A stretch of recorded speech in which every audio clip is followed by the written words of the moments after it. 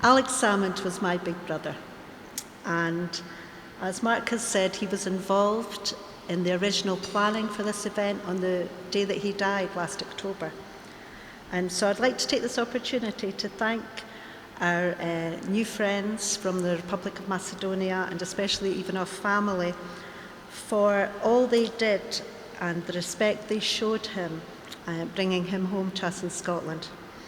And it was so appreciated by his widow Moira, by my sister Margaret and myself, and my younger brother Bob, and by our children, and really by the people of Scotland. So thank you so much for that. And I'd like to thank everyone here, because quite a few of you today have come up and shared memories of Alec with me, and some of you have even shown us videos. And Alec would have just loved this event. A theme of what many of you have said to me is that Alec spoke to everybody, and he was interested in everybody. As an example of this, let me take you back to when Alec was a teenager. Alec had a paper round. Now, for the young table over there, a paper round is where people got their news from printed pieces of paper that came through your door in the morning. Nowadays, you just look at your phone. So Alec had this paper round, and he was maybe 14, 15 at the time, which would have made me about 5 or 6. So I was often drafted in to help because I could reach the low doors easily without bending down. But my mum was really worried when Alec got a paper round, because these were our neighbours he was delivering to in this big council housing scheme in Linlithgow. And Alec was always late. He wasn't very good with his timekeeping because he found other things to do. And he spoke to everybody. And my mum thought, oh dear, this is going to create problems with the neighbours when they're getting their paper 2-3 hours late.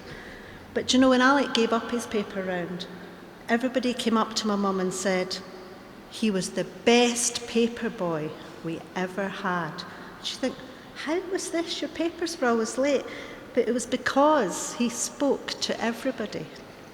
It didn't matter who they were on his paper round. He found out something about them that he was interested in and that they were interested in, and he spoke to everybody, which made his paper round later and later.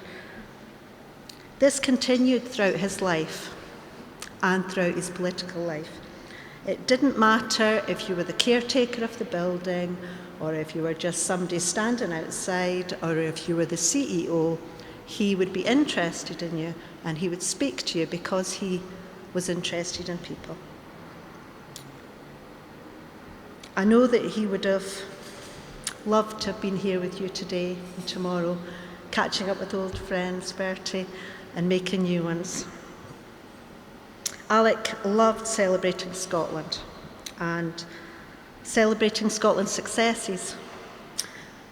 He promoted Scotland at home and abroad, right up till his last hours, and fostering friendships with many people, some of you here, from other countries. So on behalf of myself, my big sister Margaret, who's had to leave for her bus, my daughter Christina here today, and my daughter Karen, who's coming tomorrow, I want to thank you, and thank you for allowing us to share in your important event. Alec inspired so many people, many of you in the room today, and many people across the political spectrum. He always looked to the future. He was so optimistic. We used to joke that he got all the optimism in the family, not leaving much for the rest of us.